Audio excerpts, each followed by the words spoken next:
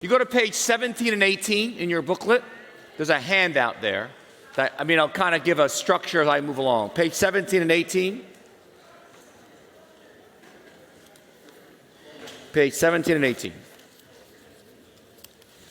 Yeah, if you could all move up, that'd be fantastic. So we want to do some Q&A.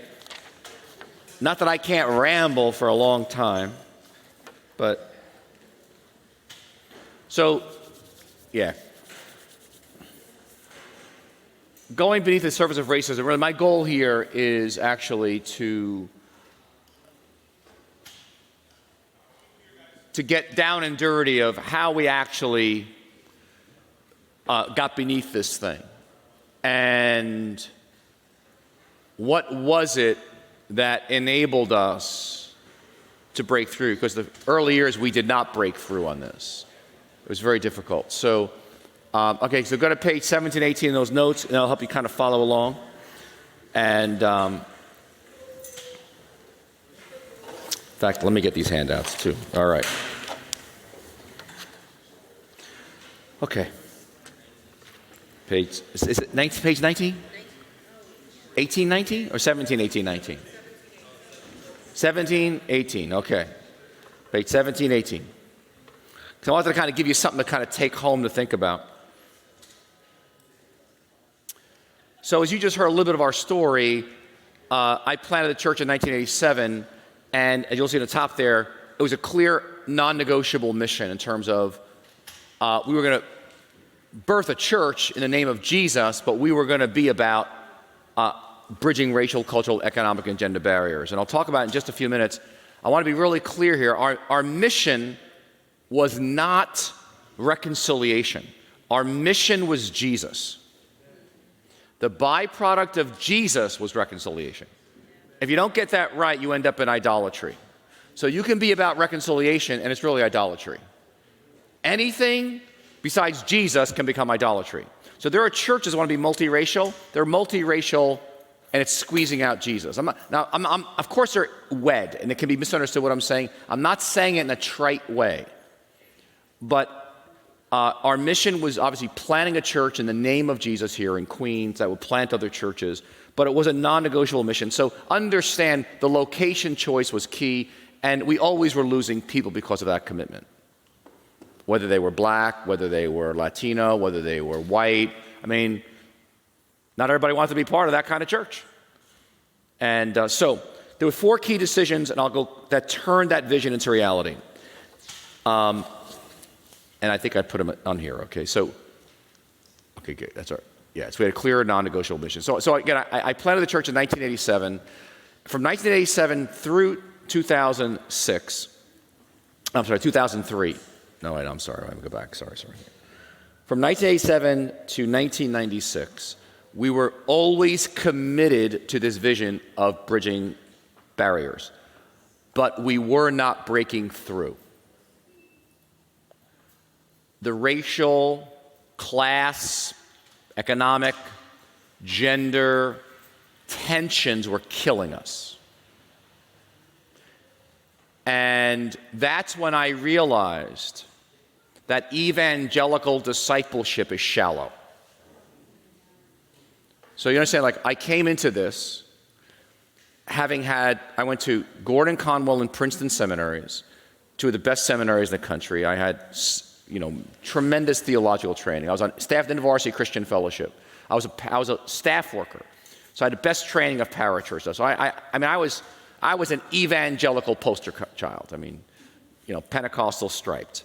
So I was I been to every leadership conference, every discipleship conference. I was deep in, and I realized we were planting this church that the tensions were so tremendous. I'm thinking of a Chinese young girl who was leading a small group, had 2 Latinos, a couple African Americans, a white person. There was so much tension in this group. People started barking at each other. She quit on me. And it was me in the Lower East Side. I'll never forget. He's Kennedy. Pastor Pete, man, this thing is so over my head. And just, we didn't have the tools to deal with it. And then, of course, you had, she mentioned we had an African American youth pastor from the hood. She was going to prison for 20 years. Somehow got off on a technicality, we hired her as our youth pastor. Okay, so you can imagine the tensions that brought with, especially I'm thinking of a number of, we would be attracting, Chinese Americans and Indonesian Americans, and when their kids would hit the middle age, middle school, they're out of here, they're leaving, and we just had tensions everywhere. And that's why we have this question we like to ask. The question is, who can your son or daughter not marry? And then we find out how much you get the gospel. And so we should say that in the early years because it was just all there. And we were multiracial in the sense that we on the surface, we were. But I was very aware that we had problems. And our discipleship was not adequate for this thing making it long term. And so it was in this crucible of realizing our discipleship is shallow that really emotionally healthy discipleship got birthed. But I didn't just jump to there so quickly because some of you know my story. My own life was falling apart. I was overworked, exhausted. We had a split. Again, I was getting educated a lot on all the stripes of racism because we had a Spanish congregation of 250 people. And my associate was Colombian, who was a little bit lighter skinned, and the number 3 person was a Dominican, dark skinned. And our Spanish congregation had folks from all over Latin America, but I was very unaware of the racial dynamics going on because racism is a gigantic issue in Latin America. But I was pretty unaware of it. I'm just thinking I'm dealing with other issues. So this thing blew up in Spanish, and 200 people left and planted a church down the street. And it really was racial, and I missed it. Because my associate, who was Colombian, lighter skinned, the Dominican guy rebuked him because we caught him kind of messing around with money. It's a bit unethical. The dark-skinned Dominican told me, although he didn't want to, I confronted him. That was it. That was the beginning of the split. And I'll never forget when the split happened, I was devastated, and then my Dominican, who's now pastoring, New Life in Spanish has 1,000 people down the street here, but he handed me the book on the history of Latin America by race. And he goes, Pete, if you want to understand the split, basically said, you don't know what's going on, you white guy, basically. You don't get it. You may speak Spanish, Pete, but you don't get it. So he handed me the book, and when I read it, I was like, oh my God. So, the history of Latin America has got its own complexities, just like Asia has enormous complexity. So I was getting a lot of education, but I'm realizing this thing is, we know we're dealing with powers and principalities, but I realized evangelicalism, as we know it, is not going to change racism. The church is the way we do discipleship, there is no way. There's just no way. And I saw it, and I said, well, here we are. And so I was now wrestling. When I hit my crisis, 1994, I start doing this kind of therapy, work, and all this. But here are some, so emotionally healthy discipleship, you have to understand, I don't believe you can do this without a serious discipleship model. I think you're foolish. Because you're dealing with powers and principalities, and they're going to blow this thing up. And if people aren't being deeply changed by Jesus, this is not going to work. This is not going to work. Because you better be passionate for Christ and very self-aware. And we began to do things like genograms, etc., and skills. It just changed everything. So let me go in order here. The 4 key decisions that turned a vision into reality. So here they are. One is a willingness to suffer and go slow. You heard about this. This is just kind of general. There was a lot of suffering. Just a lot of suffering. And this is going to be slow. We grew, but we grew slowly. And it was always, it's just suffering. If you asked my wife, Jerry, how did New Life Fellowship be so multiracial? And she would say, instantly, I know she would say, suffering. Because she watched it. She goes, there's no way this can happen without suffering. All those difficult conversations, all the misunderstandings, all the being judged, just looking foolish, the failures, and going slow. Secondly is we had a guy come to us as an intern, and he came. People are attracted to the multiracial vision, so they would come, but then he realized the mess of it, and he wanted to go plant a big church. And I said, if your goal is numbers, you cannot do multiracial. And he goes, well, then I won't do it. I said, okay, well, that was it. He didn't. And there is a question of, you have values in a church. you have to, and I learned this the hard way, you have to determine what gets, if a scale of 1 to 10, if 10's the greatest weight, of those values, Drew just put up 5 values for the New City Network, right? But there's a weight on values. So, for example, we had a weight as a church on body life. We had a weight on multiracial, right? And the question is, which of the hills are you going to die on? And I realized the multiracial hill, I was going to die on this hill, even if the church went down to 10 people. Now, because you got to get down and dirty of at what point, how deep a value is this? That's the question. And I realized not everyone, I'm thinking of, some other folks who came into New Life, they liked a lot of parts of New Life, but they weren't going to die on that hill. And when you're really in friction, the question is, are we dying on the hill or not? And I lost a couple of friends over that one. And I realized, this is not a die on the hill issue for them. And, they left. So the second was making thoughtful, prayerful, difficult choices. And you heard about the staffing, for example, and not hiring people. And I was pretty constantly accused of being a power-hungry person and a control freak. And it looked like that. It just was, I was just waiting. I just had to wait and for God to emerge it. But I did have the power. I was very aware. Here's this white, my family is a mafia family on my mother's side, okay? They killed a mafia guy in Staten Island yesterday. That's what my family did, okay? My mother's side. They would kill people for going through the neighborhood in Ozone Park. It's part of Queens, that you get killed for going through the Italian neighborhood if you're Puerto Rican or black. They'll kill you. And so I grew up in this. I'm leading this. So I'm here leading the multiracial church. My family is, and I'm living in a neighborhood that's also mostly African American. They're outraged by the whole thing. Okay, they're just like, they're like, Petey, we got out of here. What are you doing in Queens?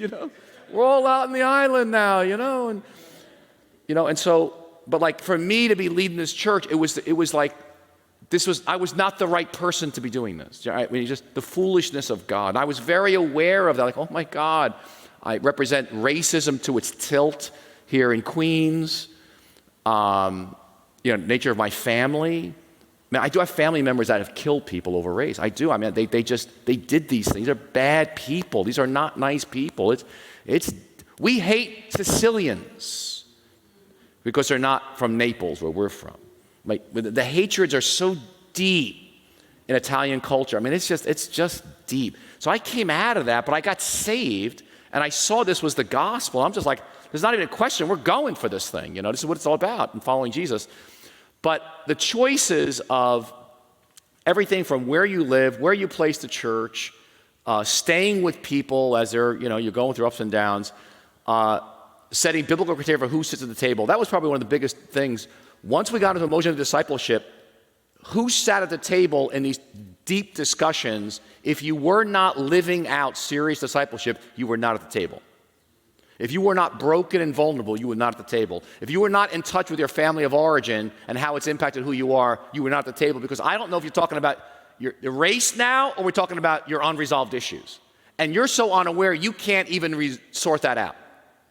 So there was one African-American woman I was quite close to, incredibly gifted, Harvard MBA graduate, blah, blah, blah, blah, blah.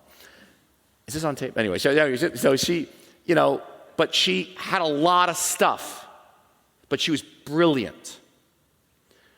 But when you're in some highly charged conversation, you understand, like you got a, whatever, you got a Chinese American, you got an African American, you got a Latina, you got a white person, you're on a public stage, you're discussing these issues. It's very intense, all right? You're taking questions. We need people mature up front in dealing with this. But she would get triggered. And then all of a sudden, she'd come out slicing. And all the room would just go dead. And I'm like the white guy over here, like, oh my God. So the biblical criteria was, if you don't have the character, you're not getting at the table. That was a gigantic decision in 1996. And it changed everything, because basically you had to have the character, not just the color. And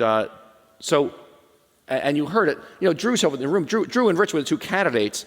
I wish we could tell them how the story. One of the real pillars at our church over the years was one of our elders named Greg Gardner. He was an African-American from Crown Heights. Remember Crown Heights with all that tension with the Jewish community? He was like right in the center of all that, all right? So he had a lot of reason to be angry at a lot of people. And he's now in Atlanta, but he was probably an elder for 15 to 20 years. Like he was a major force in our reconciliation of the church. As an African-American, he had such maturity, and such depth spiritually. But I'll never forget it, when we were doing my succession, he just stood up in an elder meeting and said, I want to be really clear here, because we had a prayerful process of my succession, and Drew and Rich were two candidates. And he says, listen, we are going to follow God's choice. And he goes, now we all know the history of the Korean tensions with the African-American community. He goes, I will gladly submit to Drew if he is God's person. But we'll all know when it comes. It'll emerge. We gave it a 4.5-year process. That we said it'll emerge over time who's God's person. Because I want to be really clear, folks. We are not making a decision based on color of skin.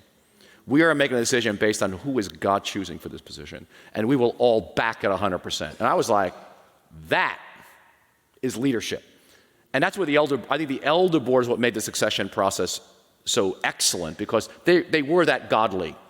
And I just appreciated that. So, but the biblical criteria of who sits at the table, and then lastly, we were able to engage in difficult conversations, and we had a lot of them. And so just, we were having difficult conversations within the African-American community of color of skin of African-Americans. They didn't want to talk about that publicly. West Indians, Africans, African-Americans, with tremendous tension in our church around all those issues. We had the Chinese. When Red got hired, I had a Chinese person, a couple of Chinese people come to me and says, Red does not count as an Asian because he's Filipino. Because you don't know about history, because Filipinos are like the bottom. Now the irony, you go to Philippines and you'll see them spitting on Muslims. So just, racism goes with sin. So it's every country, culture's got it. But I'll just never forget that. And I had this huge discussion. I said, Red is an Asian. He's Asian. They said, I know, but he's Filipino. It's like, it'll never count for us as Chinese. I was intense. But I'm confronting him now with his racism and saying, I know that's the way you may see it, but that's not the way God sees it. And he's God's person, and he's going to be the community development director. And he's going to be on the executive team, and he's going to have all his power and all that stuff. So, okay. But here's the contribution of EH discipleship to bridging barriers. In fact, I would say this, that emotional health and racial reconciliation are inseparable. I would say that. In other words, if you want to do racial reconciliation well and deeply in community, because not just like, as what would you call it, like the subway thing, you're having church and everyone looks multiracial, but they're really not living, you're not in each other's houses, you're not doing life together. But if you're going to do like life together across these huge chasms of culture and class and color, with all the history that was talked about today, emotional health is a non-negotiable. So here's the contribution. And I listed here 1, 2, 3, 4, 5, 6 that I think are significant. And for leaders, the leadership has to live these things on a very high level. In other words, it's not just, I did the course, I did a skill, no, it's like this is in you. You own this. It's part of who you are. So here's the first one. It's calling people to a radical desert spirituality with Jesus. I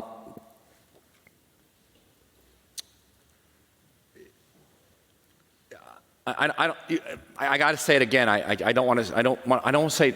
Please don't take this flippantly. We're calling people radically to Jesus, not to American Christianity. We're leaving the culture, and we're leaving American Christianity, and we are calling people to the desert, like the Desert Fathers, to a radical walk with Jesus. A focus on Jesus, that he is our life. I'm reading John of the Cross right now, the spiritual canticles of John of the Cross, and I just love these monastic spiritual writers because they're so about Jesus. It's like, and getting cleansed of the idols of the heart and everything in the way of Jesus. That one thing I ask of the Lord, this is what I seek, that I may dwell in the house of the Lord all the days of my life, to gaze upon his beauty and seek his temple, that we are about Jesus. And so, you see, the reason I think it's so important because we're calling people to a calling of a spirituality that's way beyond contemporary American Christianity, which is spectator, consuming, great sermons, great worship sets. No, we are calling you to you're leaving everything for Jesus. Everything. And he is your life. So that shift anchors us in this room. Again, we're not about reconciliation first. We are so about Jesus. It's a byproduct of that. Someone said, Pete, that's going to be misunderstood. I don't know how to say it better. If you've got a better way, let me know. All I know is it's a radical desert spirituality. And that's what I like about monasticism. And just, monasticism came from North Africa. It's African. Are you aware of that? It's African. And the Desert Fathers were from Egypt. And actually, I'm taking a course at the Center of African Studies at Yale, an independent study, because I've been, for the last couple of years, working on the roots of African Christianity, which are the root. Africa is what birthed the early church and the early church fathers, and they influenced the Mideast and Europe. But again, due to racism, it's like Europe came to Africa. But there's a whole history of the church in Africa, which is unbelievable. In fact, if you go to if you really want to deal with reconciliation, I believe in the United States, you really got to go to history. And right now, the center of the global church is in Africa and China. If you look at the history of the church, it has moved. It started, Jerusalem, went to Antioch, Rome, Constantinople, Europe, Great Britain. The center of the church is Africa right now. There'll be 600 million Christians in Africa, they say, by 2025. 600 million. Okay? But we don't pay attention to that. But in the early church, there's a book written by Thomas Oden. There's a whole army of church scholars working on the history of the early church and trying to bring a balance to the fact that it was the African church that formed Tertullian and Cyprian and Augustine and others who were the early church scholars who shaped the Nicene Creed. And what we consider Orthodox doctrine today, and they're not given the credit for what it's worth. And and I know some people speaking at all the black colleges in America saying, no, Christianity, the last thing Christianity is a white thing. It's actually more of a black thing. And the whites got it from the blacks. It's just very interesting, isn't it? It's very, very fascinating. I'm going to write about that someday. Anyway, number 2, utilizing genograms for self-awareness and transformation.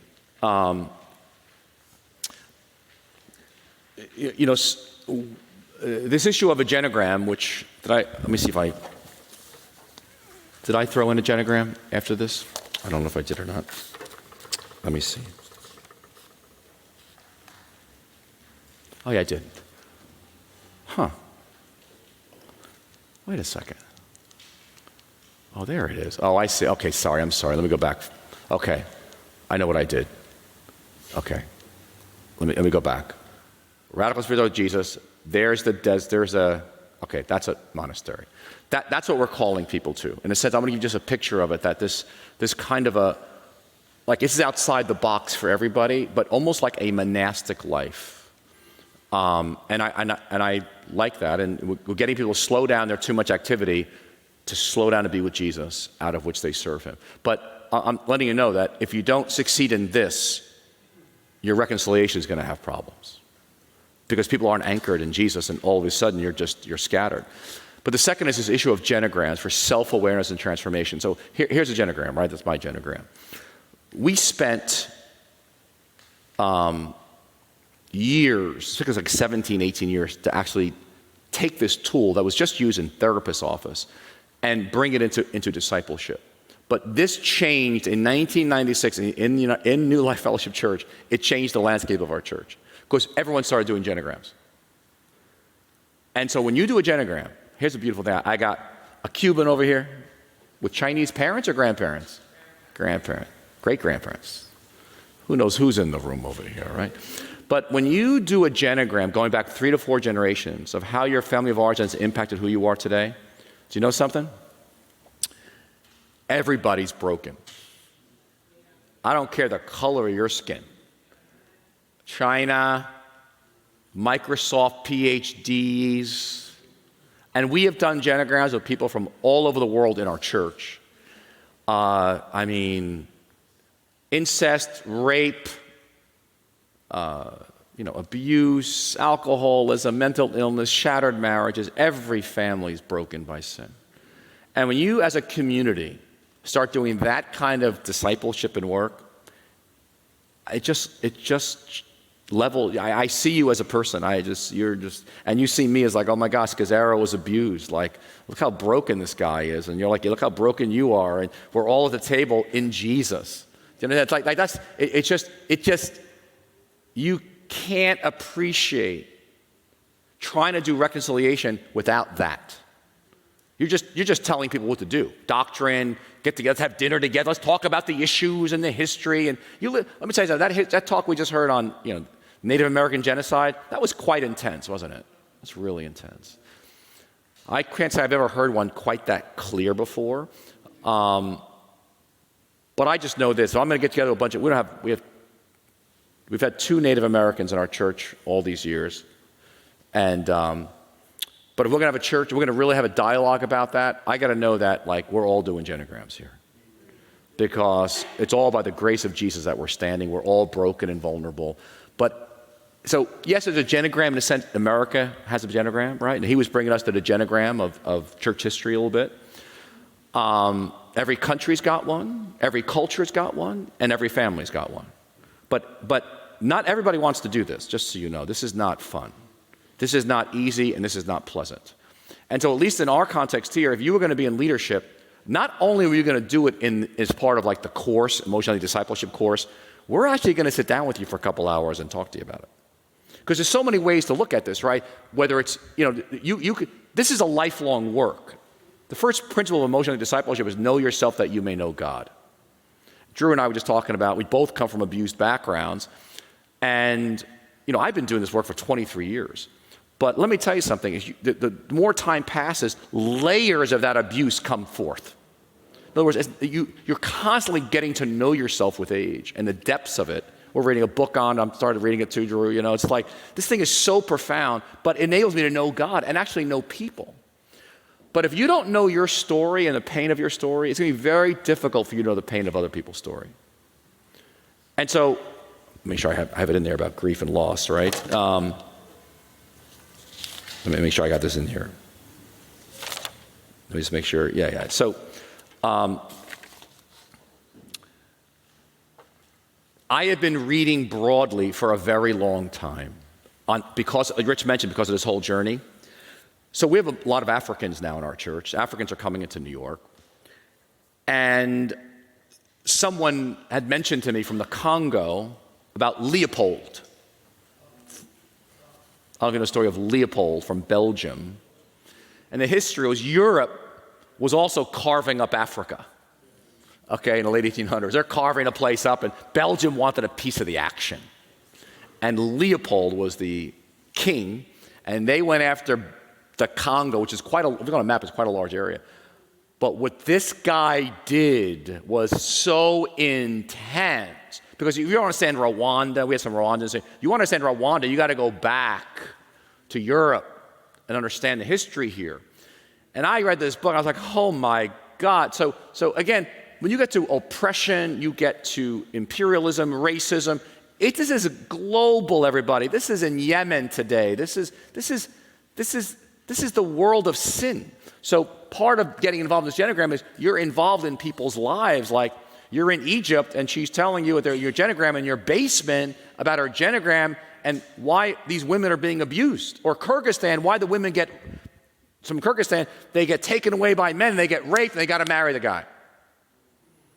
And that's just a culture, because it was a Muslim-dominated country. So you're just in all these places. But I tell you, to have that Kyrgyzstan woman and the Egyptian woman next to an African American with their pain of being black and American, walking in a store, and she's telling about what it's like to be black, what it's like to walk into a store and have that security guy kind of follow you in an indiscreet way, but every day. It's so powerful and bonding because you're learning from each other and listening, and it's great for everyone to step out and see not just our own stuff here in the United States, but the global stuff. It kind of, I'm not saying it normalizes and makes it less here. It's not that. It's just that it makes you realize how demonic the whole thing is, how evil it is, and we're not alone. I just came back from Australia where my daughter lives, and I was shocked to hear that the Brits went in there and they made it a penal colony, if you know the history of Australia, but they just killed all the Aborigines. They just killed them all. I mean, it wasn't even like I don't think we kind of set out universally, we're going to kill all Native Americans. We killed them, obviously, lots of them, but it wasn't quite that blatant. They were blatant about it. Some survived, but it was an extermination that went on for decades. And they're trying to repent of it now. It's very interesting there. But so I mean, there's this treatment, out of Europe. So anyway, the genogram thing is it's big. I can't even imagine doing this without it in terms of discipleship. Even India, we had Indians in our church. We have Indians in our church. But you want to know about racism? Just have some Indians in your church. You want to know about racism? The caste system, and oh my God. Dang, But don't despair, because, God's in the whole thing. So V is valuing, in fact, they've asked me a question later. We'll get into the value of, the beauty of it. But this value of brokenness and vulnerability, I don't know how else to communicate this value of being non-defensive, open to criticism, letting go of power. I mean, I'm not talking about doing it as a perfunctory vulnerability thing. I learned in seminary, always have a vulnerable illustration so people can connect with you.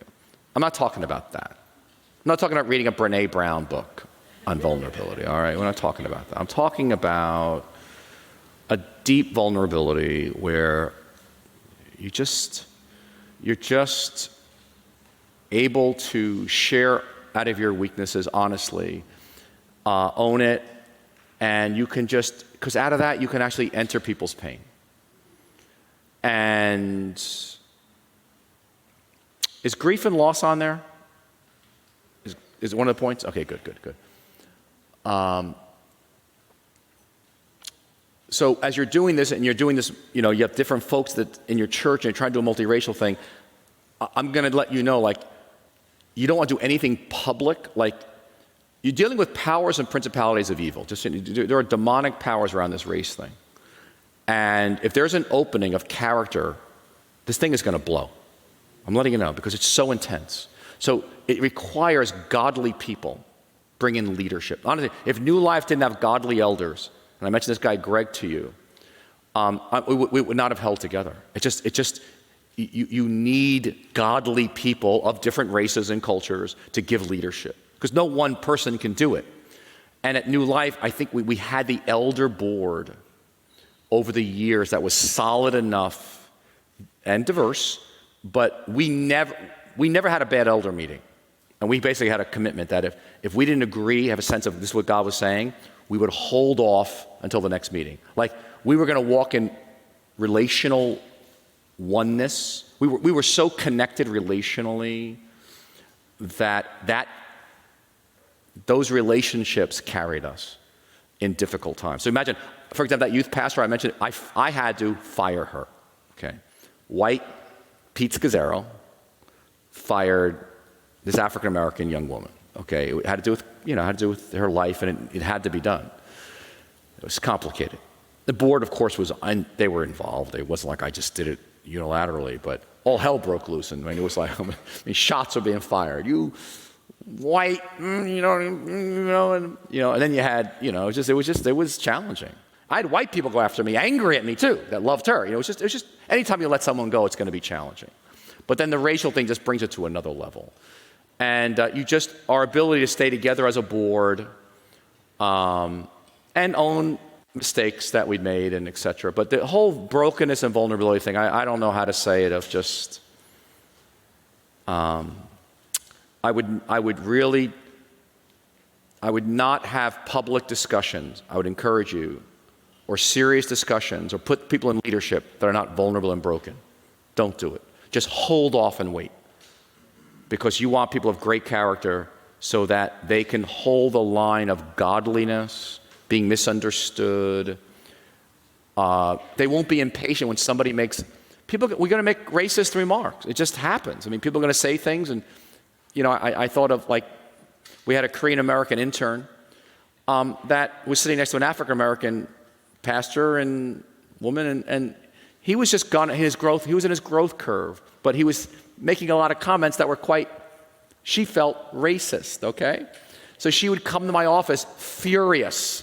Okay, Linda Johnson, and get rid of this guy, okay? And I'm like, Linda, calm down, because he's in his prime. And Linda was a very godly person, and they became friends. And, it was all good, but it's part of the package, right? And she had to learn about Korean history and a little bit, and I was in Seoul, and it wasn't until I went to really went to the Korean War Museum and understood a bit of their history and all Japanese invasions. I'm like, now the culture's starting to make sense to me.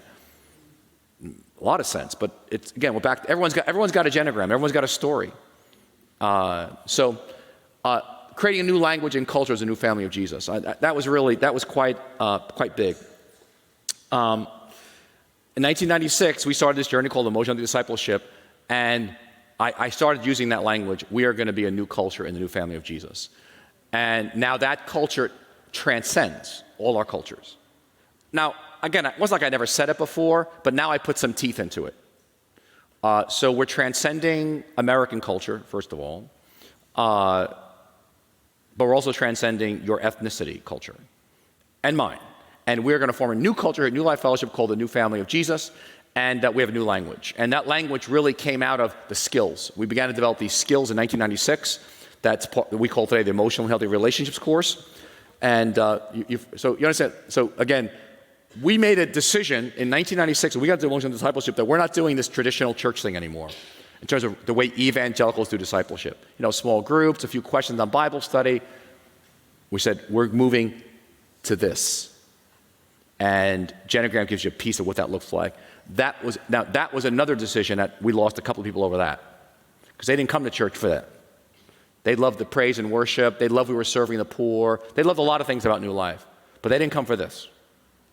And so we began to have in our basement, Jerry and I, at that point, a group in our basement. Actually, we started before that, but that we were going to mentor and do some serious discipleship with.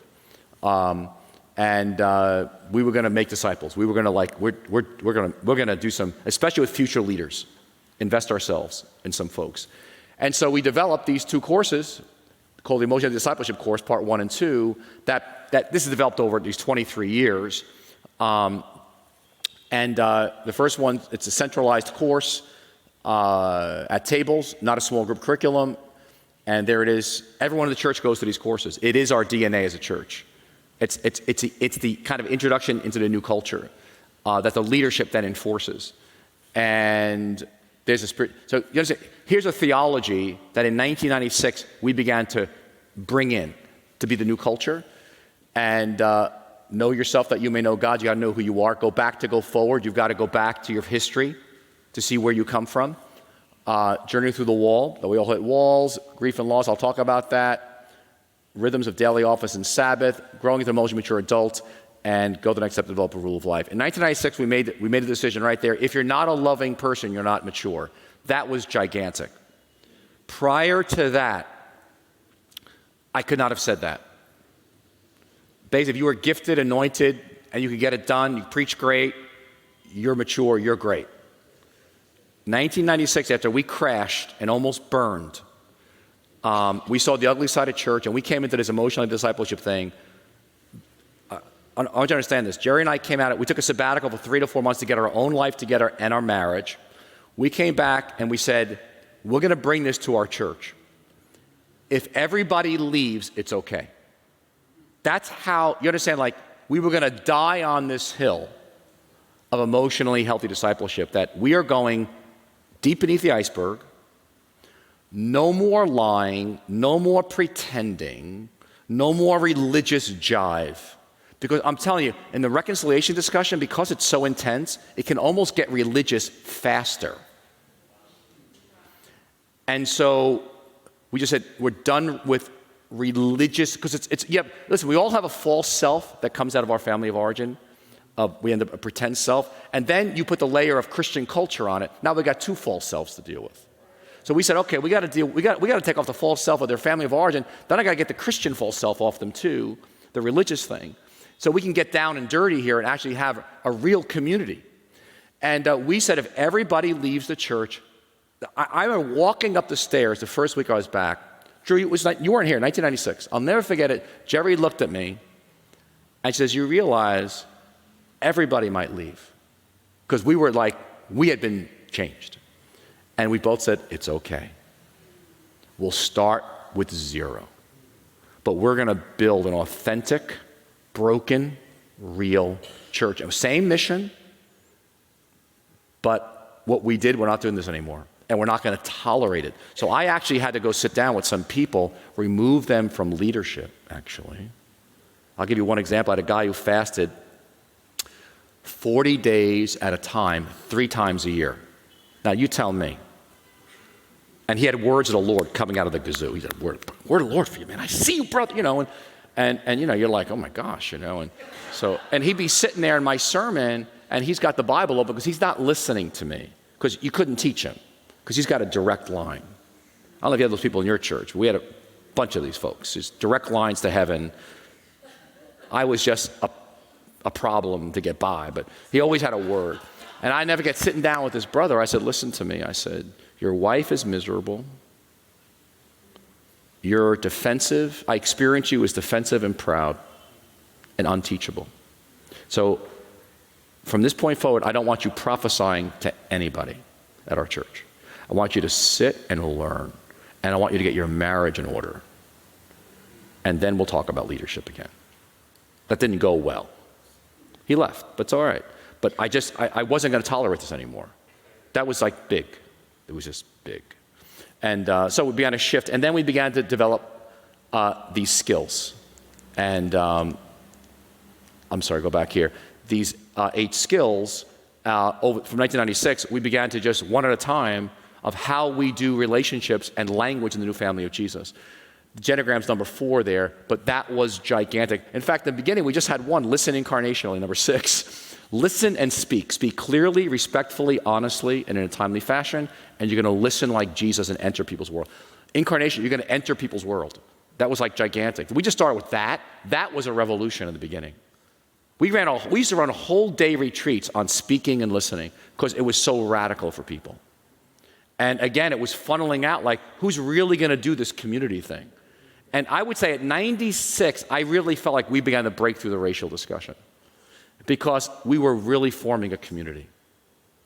And we just, I don't know, it just something happened. It was real. And I would say from 96 on at New Life Fellowship Church, not that we didn't have tensions, but I felt like we were on the other side. We just were on the other side. We were enjoying the fruit and the glory of the different cultures. We were constantly dealing with, oh yeah, that's your Indonesian culture, stab your husband in the back, No, we don't do that in the new family of Jesus. Okay, you're African American, you hate me because I'm white, I get it, but you know what, you're in a new family of Jesus, you got to deal with that because I am your brother in Christ, and so you got to work on your forgiveness issue, okay? I got to work on my power. We all got our issues to work on, okay? Chinese, you think all these people, you think I'm a ghost because I'm white? Okay, I'm not Chinese. You got that issue to deal with, all right? We're in the new family of Jesus. I had a Japanese girl marry an African American in our church. Her pastor, her father's parents' pastor called us up from Japan to break off the relationship. And he goes, we don't do this. The pastor's saying, we don't do this in Japan. Through an interpreter. We don't marry a black person. I said, we're in the new family of Jesus. And she wants to marry him, and I'm going to marry them. They're yelling at me on the phone in Japanese. But this new family of Jesus and new language was revolutionary. How do we make a complaint? I notice and I prefer. So all these skills have a language to them. And we began, and Jerry and I, that's why we were a smaller church. We reinforced it as a leadership. Like we were on it. Like you missed it, we're going to talk to you about it after the meeting. Like we were just on it with the leadership, because we knew if the leadership doesn't get it, we don't have a future. And so we slowed down, and basically this we began to disciple people in relationships. That was gigantic. So you see on the left side, Genesis 3, defensive, low self-awareness, isolation. That's how most people live. Now you got folks living on the left side, and you're trying to do reconciliation. You understand? It ain't going to work. How are you going to do it? You can quote the Bible, you can give them a vision for it, you can tell them all the wonders of it, but they need Jesus and discipleship to get to the other side. They can't even get along with people of their own family, okay, the same color, let alone someone from the other side of the world. But we found out it's human beings. And you understand, if they can't do it in their own family, how are they going to do it with someone from the other side of the planet? So that's, again, the Emotionally Healthy Discipleship course, part 2, is all about that. So again, it's 2 courses, but it's 1 course, but 2 parts. And and we say these courses just an introduction. It's just an introduction to a discipleship that deeply changes lives. Then the leadership's got to reinforce it and build on it and live it. So again, you want to pick up this kit. If you don't get this kit, you should get this kit and bring it to your church, because it's all there in one package. But you got to get trained. It's a big thing, everybody. This is not like plug it in, kumbaya. This is like your life. You have to live it to bring it. And okay, grief and loss. This is like gigantic. I didn't do grief and loss prior to 1996. I didn't. It's not part of evangelical theology. It's just, and he mentioned it today. It was mentioned today. But again, we have a whole book called Lamentations. 2/3 of the Psalms are laments. I mean, it's everywhere in the Bible. So I had not grieved my own losses. Prior to 1996, I wrote a 25-page exegesis paper in seminary on one of the laments from Psalms. It was in Hebrew, and you write an exegesis paper interpreting it. Imagine, a whole semester's work. But the professor never said to me, you too need to lament your losses. Like, he never made the application that this is something we're to do. I said, I wrote a whole semester, 25-page paper, and it was just all head. So it wasn't until my life crashed and fell apart, I'm in therapy, I'm like, okay, now I start getting in touch with my pain of my life. My wife, of course, she's miserable being married to me, but because I don't feel my own pain, I can't enter her pain. Do you understand? So I can't enter anybody's pain, because I shut those emotions down of all the abuse growing up. So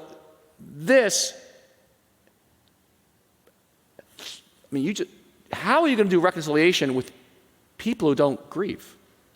I mean, how is it even possible?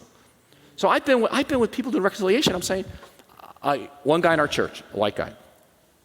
This black guy comes to me in our church, African American, lives in Harlem, and he said, Pete, I'm so fed up with this one person, because he doesn't get it about racism. The white guy doesn't get it. He's a racist. And I'm like, all right, And I said to him, listen, but you have to understand, he doesn't feel anything. Like, he doesn't do feelings. His wife is lonely, and she's the same ethnicity and the same color. And do you understand? You're looking for feeling. You're looking for like this resonance of grief and loss of what it means to be African American and American, what it's been like for you to live 45 years and all the racism. And you're telling him this, and you get stoicism. You get nothing. And you're angry at him. I said, you don't understand, his wife gets nothing, because there's nobody home. His discipleship is so shallow, he can't possibly connect with you. He doesn't connect with anybody. But if you grieve your own losses, you can grieve anybody's losses. But you understand, we're trying to do reconciliation, which requires grieving people's pain, but that means you've grieved. You're able to grieve.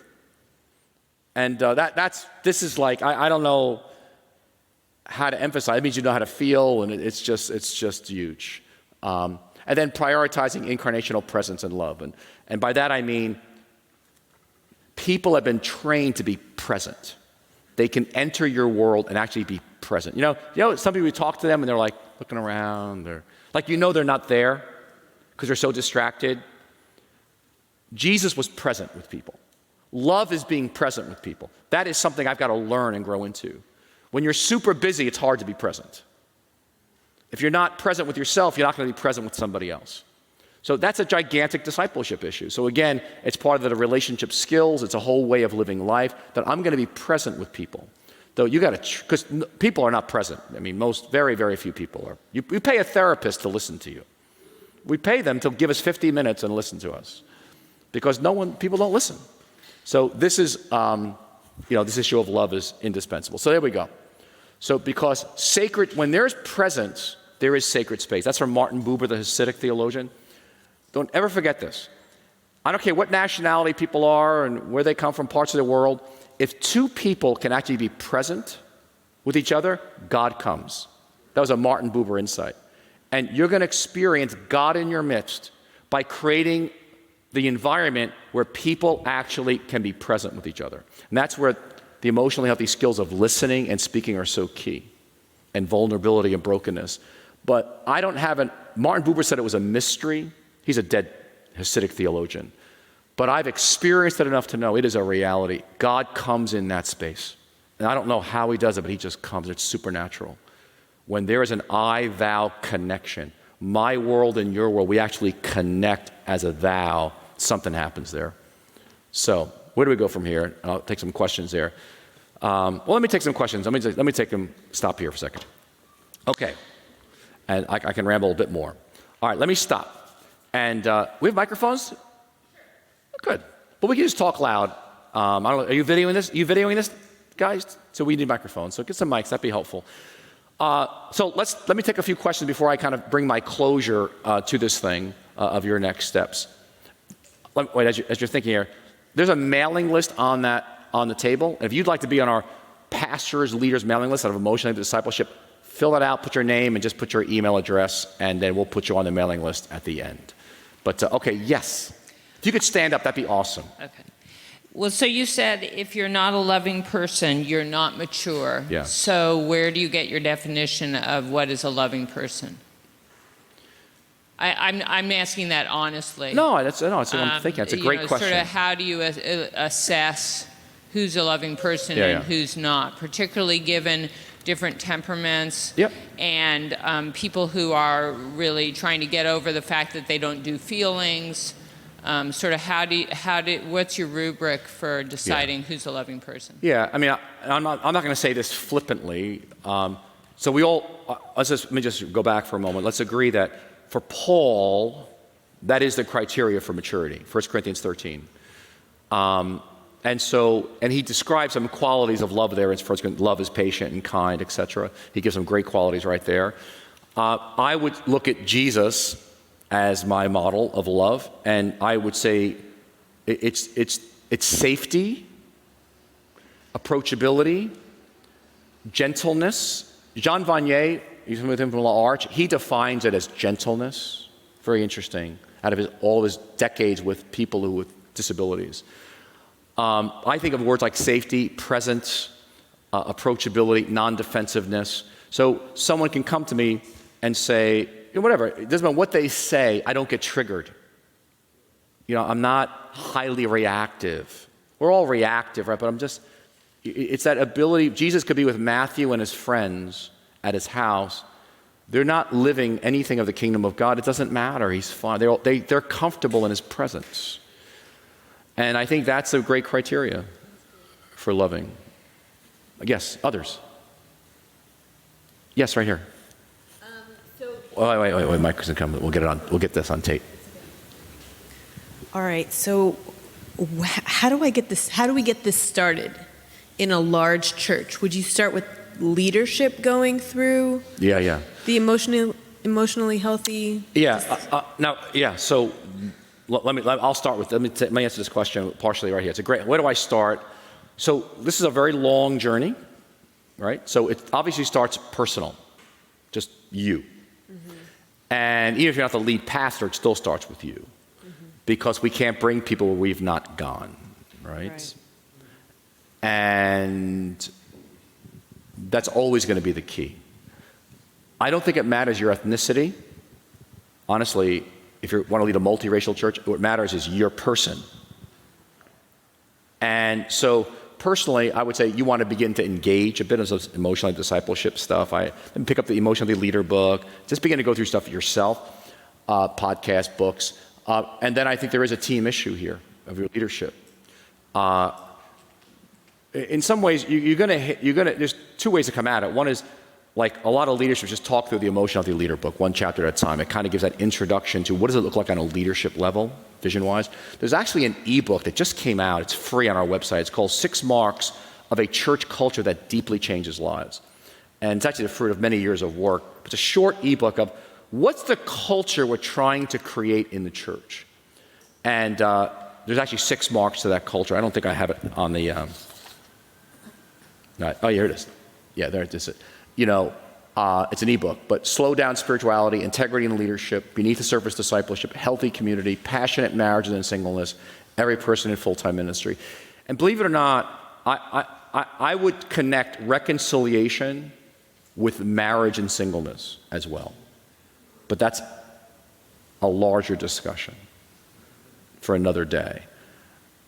You need discipled, healthy, passionate marriages and discipled, healthy singles in a church to do reconciliation. But that ebook / church culture kind of lays it out. But I think we got to have a vision of the kind of church we're trying to build. I'd say it's more the culture. What's the culture? And I see this as New Life Fellowship. That is our culture that we're seeking to continually build and work on. I would encourage that's worth a discussion. I don't know, Joe, have you had a chance to talk about it with your team yet? This thing? It's worth talking. I'd be interested in what comes out of it. But I realize we need it. It's not just, that's what we're after.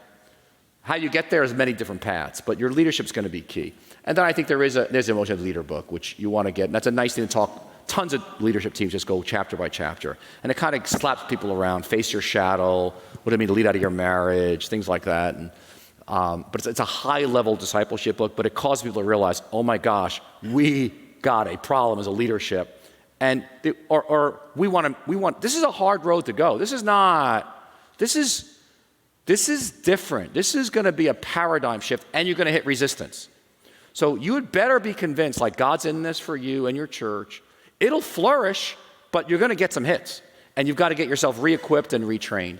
And then there is a church. I think there's a church element that you want to begin to bring into your church at some point, and that's where the discipleship course comes in. You got to get trained, and then you pilot it. And it's a very long. Drew, you can talk about that in a few minutes, but it's a very long process and slow. And but it starts personal, team, and then church.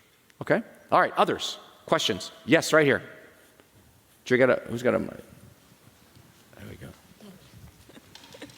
Just raise your hands, other of you, and we'll get the microphone to you pretty quickly then. Yes. Yeah, I was wondering, what does emotional healthiness look like in real time when somebody is experiencing injustice? What does that look like for you? I've been 6 years ago. January, 6 years ago, one of my students was beat by the police, and I was over a program, and somebody wanted to interview me about it, and I've been going about the stories and just kind of going back in the past and seeing how we handled that, how we had a counselor do just kind of crisis intervention and things like that. But I was just wondering from your perspective what that looks like for somebody that's experiencing injustice, that's dealing with maybe a crisis situation. So you're referring to this fellow got stopped by the police. That was the crisis. Injustice around the whole... Well, yeah, the crisis was the student being beat by the police unfairly and during lunch break, right? Got it. And then I felt the winds of institutional racism at that time, trying to silence, what happened. And a video came out and so forth. But, our whole program was going through this, about 30 kids and things like that. So I'm just looking back over that as, what I did, where my anxiety was, what my emotions. We went to the precinct, things like that, job being threatened for speaking out. And so I'm just wondering what that looks like for somebody that's experiencing an injustice. What does this look like? Yeah, and I don't have a quick answer for you, but I would say that similar, it's injustice. I would consider high-level leadership also, that's incredibly complex, right? There's so much going on in that moment. There's so many players, there's authority figures, there's institutional racism, this is personal life, his triggers, his self-image, my self-worth. The level of discipleship he's in at that moment, like where's his walk with Jesus? I mean, there's so many factors going on. Just like when we're in leadership on a board level and stuff breaks out, right? And I was talking to Mike earlier about somebody who said some things to him, which I think were potentially hurtful, loaded, but complicated. It wasn't as simple, but he's a lead pastor of a church, someone in leadership. Those are complex situations because we're dealing with systems. A system, not just simply an individual. And that person, in your case, is a part of a system of one. Think of all the systems. Is it he or she? It's a he. He's part of his family of origin system. He's part of the African American system. He's part of the organization system. Is he a member of your church? Is he a member of a church system? You got a lot of, you got authority, his age, his ability to, how present he is with himself, how your ability to be present, the people around him, the ability to be present with him, to pull him out of what's going on the inside. He's got to make difficult decisions. You can take them to the Supreme Court and do it in a godly way, right? And because you're asserting yourself appropriately and clearly. It's not out of vengeance. So much is out of motive and heart. That's why this stuff isn't quick, right? This discerning of God's will. So to walk through that situation with things are happening at the speed of light, just like in leadership, something breaks out, that a woman comes after you, and it's happening so fast, you're being accused, and all of a sudden you're like this. And the discernment process at that point, and the complexity, depending on how much history they've got with God and discernment in the easy times, is how much they're coming into that situation with. And I say the same to yourself, Mike, right? And how do I do discernment under this enormous pressure?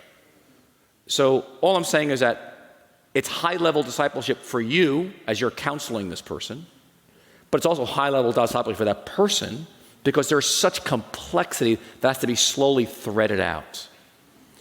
And I would consider that a very high-level application of discipleship in the new family of Jesus.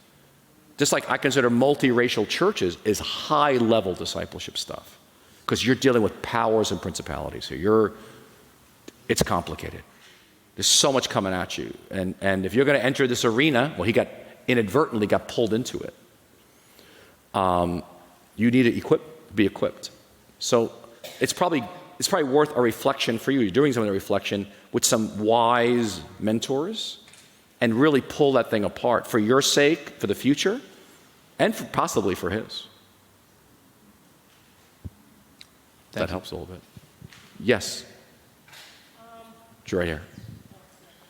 Thank you.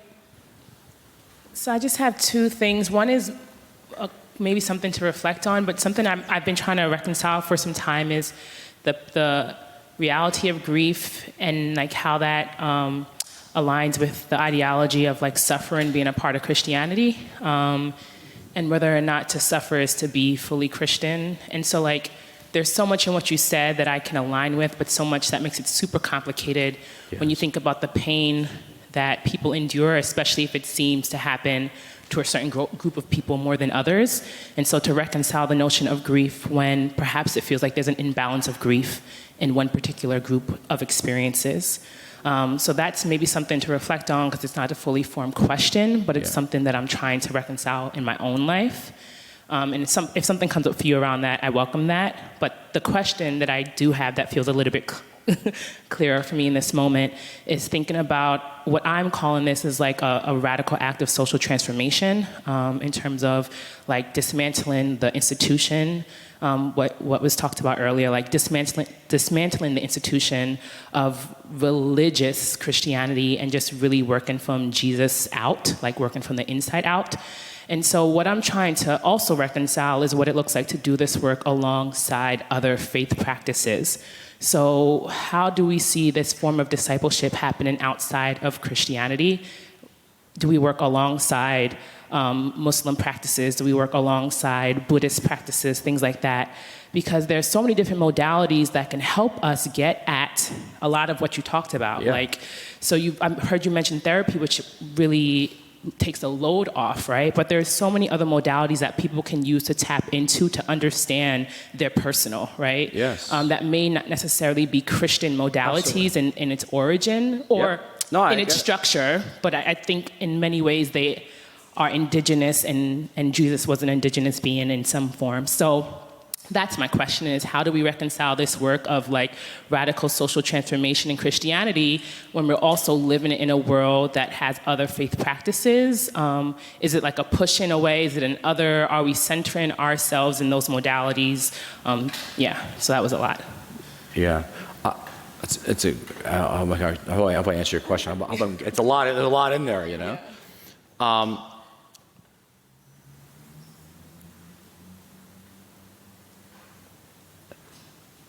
I believe, this is now myself, I believe we can join with anybody who's in social justice issues, whether it's Jews or Buddhists or Hindus. We're on the same page here. Let's take the issue of, for me, same-sex marriage, integrity of marriage of male, female, abortion. I'm for life from birth to the grave, okay? Personally, and all its forms. But I'm not intimidated, or some people don't have enough of a differentiated self to work with anybody who's different. I think part of this journey is I get enough of a self as an Orthodox Christian. I know who I am. I can work with Roman Catholics and Orthodox Jews. I'm not intimidated by you.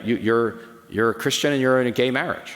I'm like, okay, it's not my position, but I can work with you. I'm not like, I can learn from social sciences. I can go to a secular university. So this is not a journey of fundamentalism. It's not.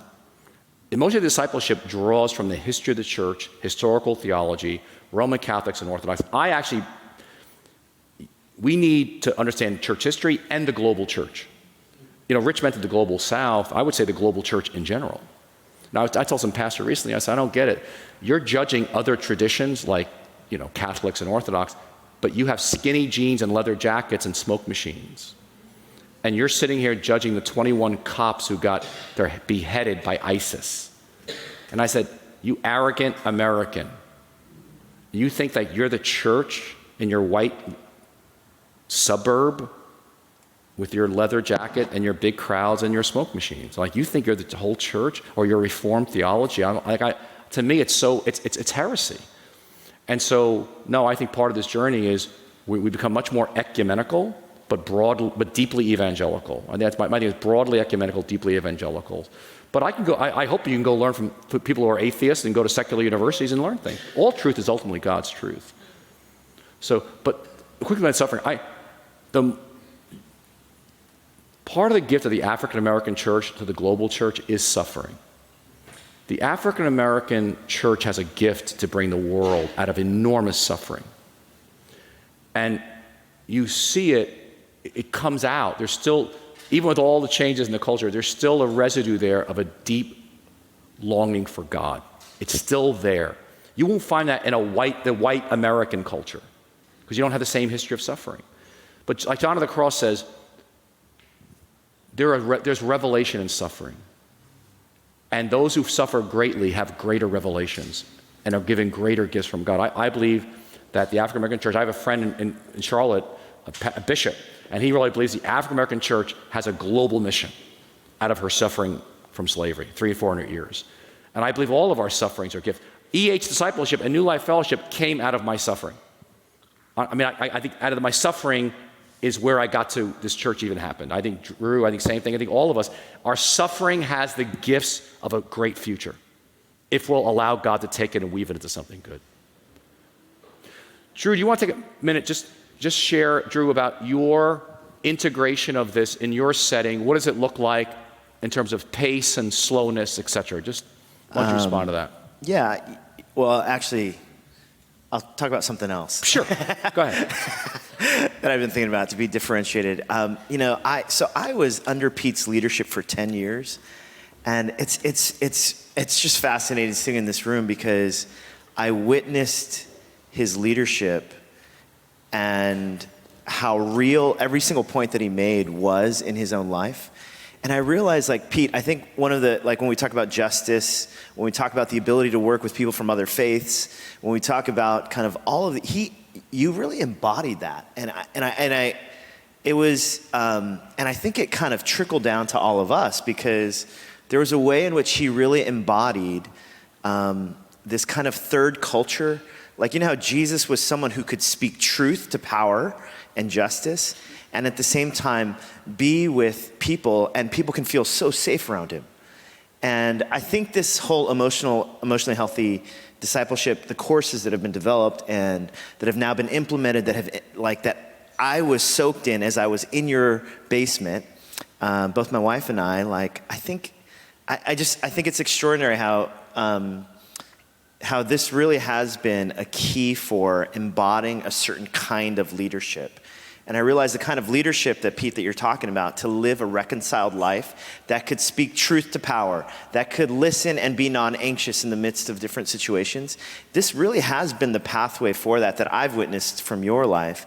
And I think it's constantly been something that I think has informed my life as well. So yeah, I just want to say, as someone who's been in the room with this man and here at the church and seeped into the culture for many years, and now having left the family and been on our own, I see how, Pete, what you really did embody was so much of the principles that have been kind of taught and now is really trying to be embedded into the cultures of different churches. So I'm not sure if that's what you wanted me to talk about, but I just want to, in many ways, applaud that and say, I think this journey, one of the great gifts I think that Pete and Jerry have done in this emotionally healthy discipleship journey is the creation of these courses, that these courses have been are the pathway towards creating a culture. And I can't speak highly enough about them. I personally lead these courses in the church that I lead now, because part of it, as he talked about, working through genograms with people from different cultures, working through a language of vulnerability in a safe way, working through a language of changing a certain kind of culture, like all of that stuff, I think has been a great gift of the courses that have been created. And so I just want to encourage, if anyone's interested in kind of how do we change the culture of a church that can get towards a pathway towards a reconciled community, I can't recommend this highly enough. And he's not paying me to say this or anything. I just, as someone who's now been apart from New Life for 8 years and now is now teaching and leading the course in our own context in Midtown Manhattan and trying to embody a reconciled community. I just want to encourage that. So if you're interested in talking about how you can maybe start implementing this course and learning more, come talk to me, talk to Rich, or talk to Pete. And that's... And as I close here, I think we're trying to make a shift where we're doing intentional discipleship. And I think Drew and I have talked about this. I think there's an intentionality out of your life to others, which you can't get around, you know? So that's another way to look at the whole discipleship thing. And so if you want to come to a live training experience, here's two, one in April, one in June. You may want to think about coming to that. It's a live stream you do from your actual house with 3 other people or your office. And how do I actually bring this to some people? How do I bring this to my church? And we're doing these live stream trainings every couple of months. And folks take it from around the world. So, all right, let me say God bless you, everybody. Thank you so much for being here. It's been a pleasure to be with you. And have a great rest of the conference.